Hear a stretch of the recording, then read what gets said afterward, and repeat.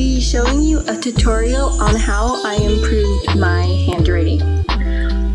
Before we start, let me give you an idea of what my handwriting looked like throughout the year. So this is grade 10. It's when I started using pens and I had okay handwriting. In grade 11, I started working on my handwriting, and this is semester 1. And then in semester 2, I really started to get a hang of writing neater, and here are my notes.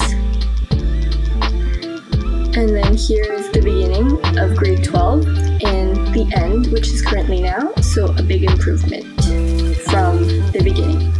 And basically it's because I always practiced, and I'll give you some of the tips I use to improve them.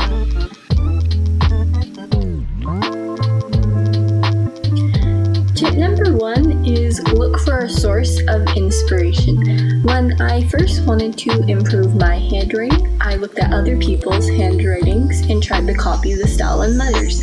For example, you can look at StudyGrams, internet, or Pinterest. And you just adapt your handwriting to the style you like. Don't basically try to copy exactly what you see, but try to get a sense of what they do to make their handwriting neat. It's just basically a way to get inspired by nice handwriting so you can eventually improve yours. Here is Study Quill, and she has really nice handwriting.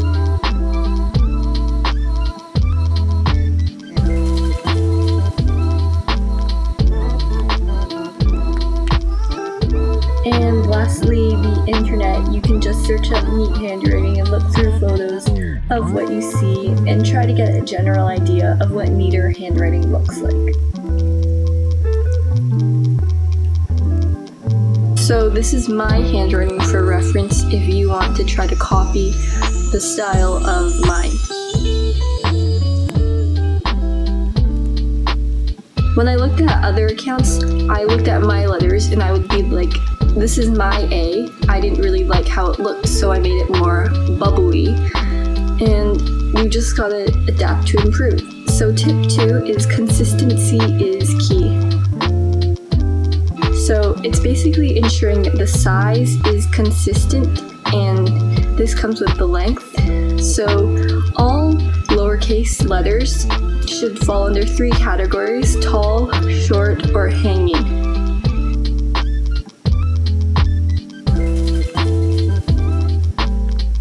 And all your letters should basically be 3 sizes. Here are some examples of words. The word constant height basically falls under 3 categories and is the same height, except for the taller letters. And this also includes bowls, which are basically the circle of the letter. I'll show you an example. So A, B, basically the circle. So here are some general do's and don'ts for your letters.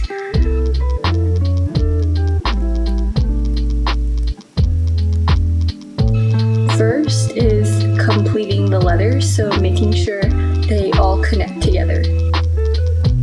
Second one is having a consistent height, as we previously talked about. Next one is having an even slant, so a consistent slant direction. For example, slanted straight, which is basically straight, slanted right, or slanted left. Next one is uneven spacing, so this one's kind of just like in general, try to make sure your letters are all evenly the same size, spaced. So tip number 3.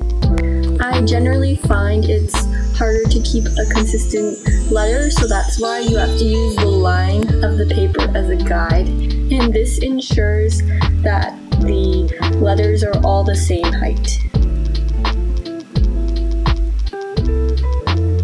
It shows you where to start and end your letters, and see when you don't write on the line, it's not even. Tip number 4 is write slowly.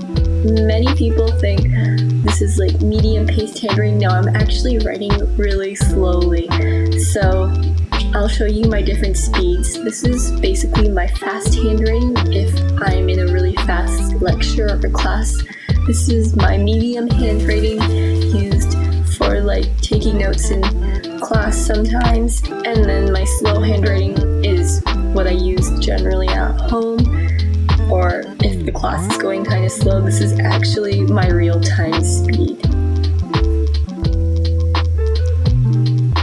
So as you can see, it's kind of slow, so that's how I write kind of neat.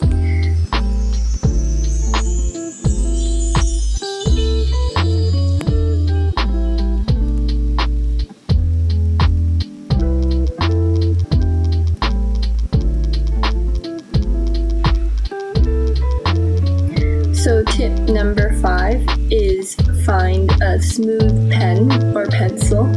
I generally like using gel pens. I'm currently using them because they're very smooth. I currently use Zebra Sarasso or Mucha Gel. I know there are also other great pens, but these are generally the ones I use. And the best nib size is in 0.5 because it's not too thick or thin. So here's just a pen comparison test. I find 0.38 is a bit too thin and scratchy, and like 0.7 is a bit too thick. So when you try highlighting it, it just smudges all over the place and it takes forever to dry. So tip number 6 is adjust your pen grip. You can experiment with different styles to hold it, I guess. And this is the most ergonomic way to hold it. I don't hold it this way. I hold it kind of funny like this. You know, you can do whatever you want, really, that suits your needs. And tip number 7 is write underneath paper. Basically, just having paper underneath your writing makes it smoother. For example, using a notebook.